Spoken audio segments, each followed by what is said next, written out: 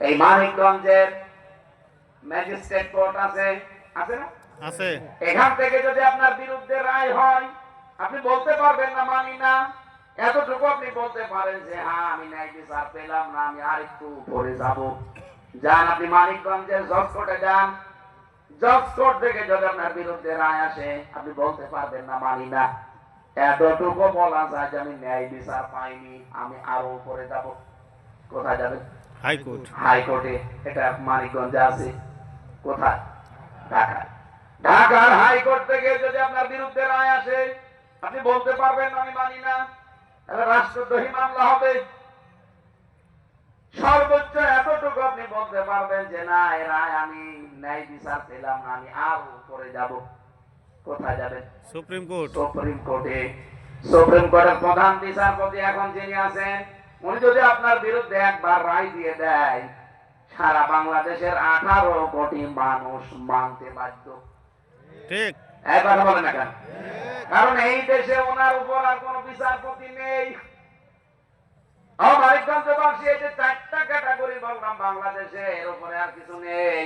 আমার আল্লাহ কিয়ামতের দিন বিচার ব্যবস্থা 3 ভাগ করবেন।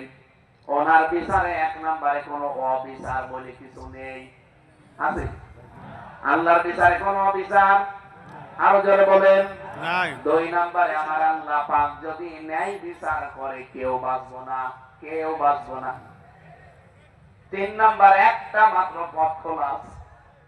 আল্লাহ পাক যদি ওনাকে মাফ করতে চান এই শাকিল নামক এই বান্দাকে, তখন এই কোটি কোটি মানুষের সামনে থেকে আলাদা করে নেবেন, পর্দা দিয়ে ঘিরে ফেলবেন একা একা আলাদা ভাবে। সে বাংলা একা তার সামনে দাঁড় করিয়ে জিজ্ঞাসা করবে শাকিল এই এই কাজগুলো করেছিলি? সব যেহেতু উনি জানে যে আমার আল্লাহ তো জেগে ফেলেছে, শিশুর মতো ডুকরে কান্না আরম্ভ করবে। রব্বুল আলামিন ওনার কাকতি মিনতির দিকে তাকিয়ে শেষ পর্যন্ত বলবে যা শাকিল তোরে মাফ করে দিলাম, জান্নাতে চলে যা, কাউকে বলবি না। কিয়ামতের দিন এইটা আছে, তাছাড়া কোন বাবা এসে আপনার পাশে দাঁড়াবে এটা পুরাটা ডাহা মিথ্যা কথা। ঠিক। হ্যাঁ, বিচার ব্যবস্থায় যে সিস্টেম গুলো বললাম আর একটা আছে। প্রথমে তো আল্লাহ আপনাকে একা ডেকে এভাবে মাফ করার চেষ্টা করবে। দ্বিতীয় আর একটা সিস্টেম আছে, এটা সূরা বানী ইসরাঈলের 15 নম্বর পারা 8 নম্বর পৃষ্ঠা 3 নম্বর লাইনের 71 নম্বর আয়াতে আছে। এবার আল্লাহ আপনাকে আর একা ডাকবেন না, আপনাকে ডাকবে আপনার নেতার সাথে। ঠিক। ইয়াউমা নাদউ কুল্লা উনাসিন বিইমামিহিম।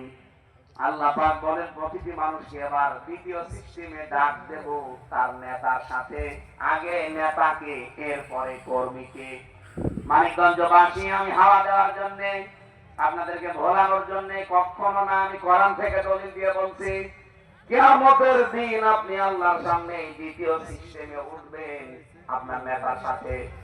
যেই নেতার আদর্শ দুনিয়ায় মানেন, ওই নেতার সাথে আপনাকে আল্লাহ ডাক দেবে। এটা যদি রাজনীতি মনে করে কেউ মন খারাপ করে চলে যান, আপনার কপালে আগুন লাগবে। আমি তো নিজে বানিয়ে বলছি না, কোরআনে আছে, ব্যাখ্যাটা শোনালাম। আপনার নিজের জীবনে আপনার প্রশ্ন করেন তো, যেই নেতার আদর্শ আপনি মানেন, কিয়ামতের দিন যদি ওই লোকটা আপনার সামনে দাঁড়ায় আর আপনি তার পেছনে দাঁড়ান, আল্লাহ যদি তার দিকে তাকিয়ে এরপরে আপনার দিকে তাকায়, বলেন তো আল্লাহ কেমন মনে হতে পারে? আপনার কি মনে হয় যে আমার নেতার যা অবস্থা, তারে দেখলে আল্লাহ মাফ করবে? তার চরিত্রের দিকে তাকালে শয়তান ফেল, শয়তানে এত নিচে নামে না। তাহলে এখন নিজেই বলছেন যে এরকম নেতার পেছনে আমি আছি, যারা কিয়ামতের দিন আমার সামনে দেখলে আল্লাহ তারেও মাফ করবে না, আমারও মাফ করবে না। তাহলে এখনই আপনার পরিবর্তন হওয়ার দরকার কিনা? আরো জোরে বলেন। সুতরাং কারো উপরে ভরসা করে কোনো লাভ নেই। এখানে একটা হাদিসের ব্যাখ্যা করতে গিয়ে দেখলাম, কিয়ামতের দিন আপনার এই নেতা, আপনার ভাই, আপনার মা বাবা, আপনার স্ত্রী, আপনার সন্তান, যা পরিচিত দুনিয়ায়, এইদিকে দেখেন, সবার সাথে আল্লাহ পাক আপনাকে দেখা করাবে।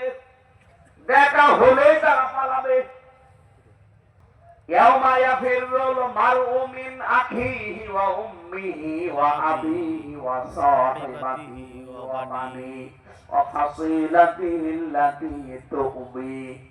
এই সমস্ত আয়াতের সামারাইজ হচ্ছে কিয়ামতে আপনাকে আল্লাহ প্রথমে দেখা করাবে আপনার ভাইয়ের সাথে, মায়ের সাথে, বাবার সাথে, স্ত্রীর সাথে, বন্ধুর সাথে, সন্তানের সাথে, এমনকি জ্ঞাতি গোষ্ঠী যারা আছে, অফাসিলাতিহি আল্লাতী তুবি, যারা আপনাকে আশ্রয় দিত বিপদে পড়লে, এই মানুষগুলোকে আপনি দেখবেন।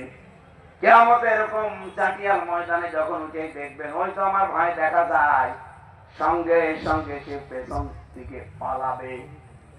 আল্লাহ বলেন মাও পালাবে, বাবাও পালাবে। তাফসীরে ফি জিলালিল কোরআনে মুফাসসির লিখেছেন এমনও আছে যে সন্তান মায়ের পায়ে ধরে 500 বছর জড়িয়ে কাঁদবে। 500 বছর পরে মা ওর মুখে লাঠি দিয়ে বলবে, কে তুই? দুনিয়া আমার বিয়েই হয়নি, সন্তান পাবো কোথায়? অথচ সেই মা আপনাকে 10 মাস 10 দিন তরমুজের মতো বহন করেছে পেটে, সেই মা 500 বছর পরে লাঠি দেবে।